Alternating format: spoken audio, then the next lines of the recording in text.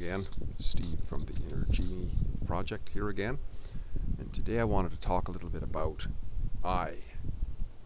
Not these things, but the capital I. And not me, but I.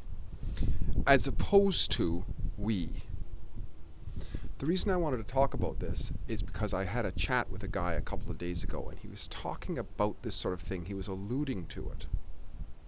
He was talking about a conversation he had with somebody who was religious of the Islamic faith, I believe, and somebody else of another faith, I'm not sure what.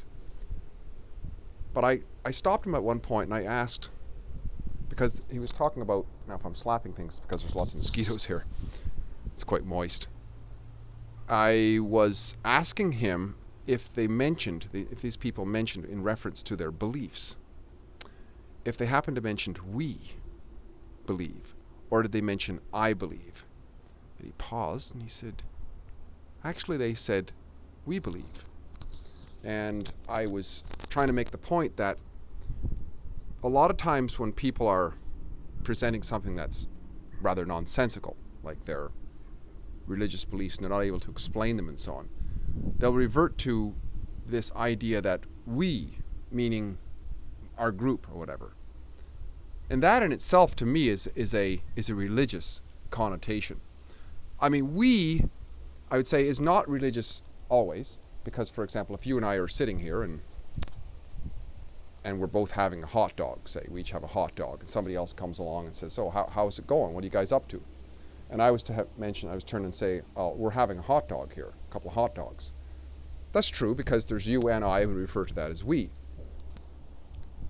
But when we talk about a religious faith, say, or a belief system, and we talk about how we believe it, well, that is a construct in a way, because who's that we? We can't really identify all the we's in there. You can't speak for a we, because we can only speak for an I. And, you know, you'd probably, if you were to go around and do a poll of anybody, of a group of people who say they belong to the same religion, they'd all have a slightly different take on it. So you can't ever say that we believe anything specific without getting into a whole lot of details. And then it's a big quagmire because there's all these nuances. You could quite accurately discern approximately what one individual who would then say that I believe. But I find that people of more primitive belief systems, and I say this sort of in a blanket sense, because to me, the idea of we is rather a throwback.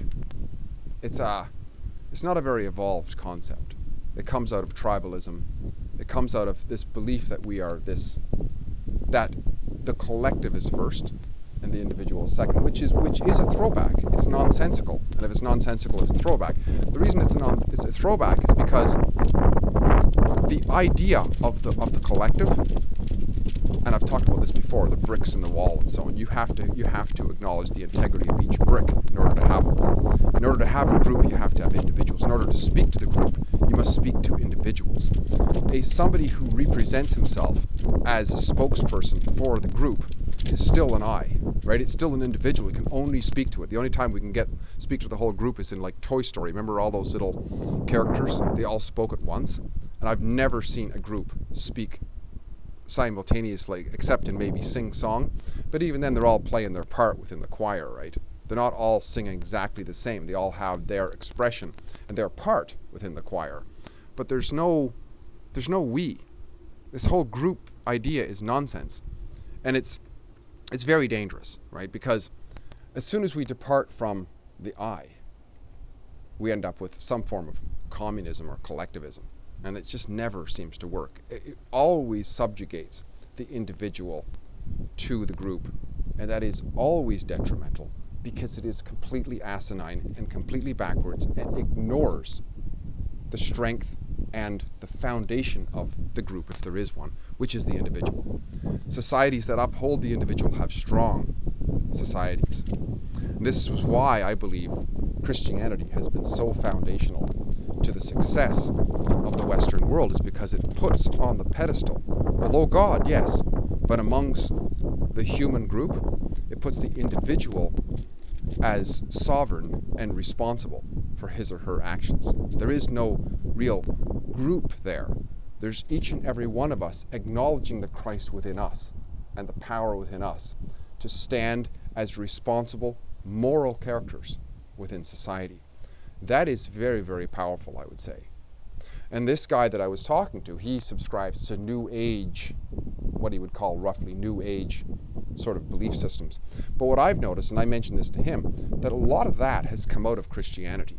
You know, I've read the I Am discourses and some of the channeled stuff, like who am I thinking? Abraham Hicks and J.Z. Knight, and these sorts of, the White Book by J.Z., or some people say J.Z. Knight. This channeled stuff, okay, the Course in Miracles and whatever, they're all referencing Jesus and his cadre. I mean, this is sort of American Enlightenment era stuff. A lot of this stuff comes out of, I think of Wallace Wattles and these people. These are the Church of the Church of Christ Scientists and these sort of, you know, faith healers and all that.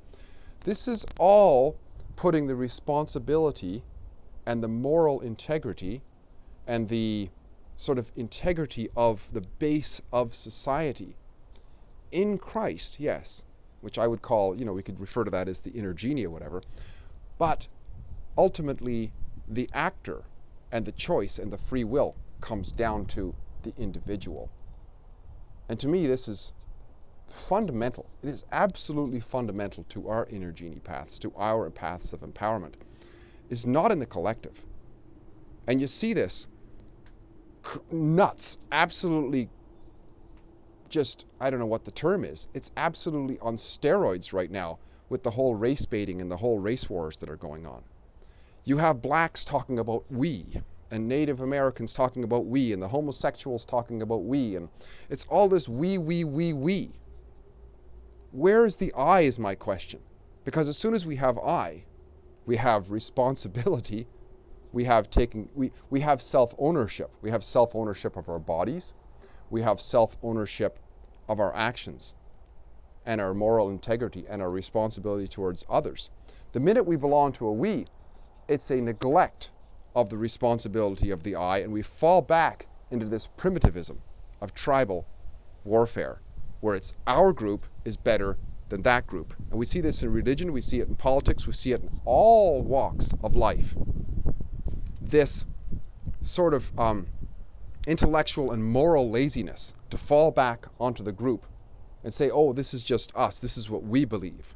And we have been, put upon by others. You see this with the whole, we were enslaved, or, the white man came over here and took our land, and it's all our and we and all this sort of thing. Well, what's that got to do with you now?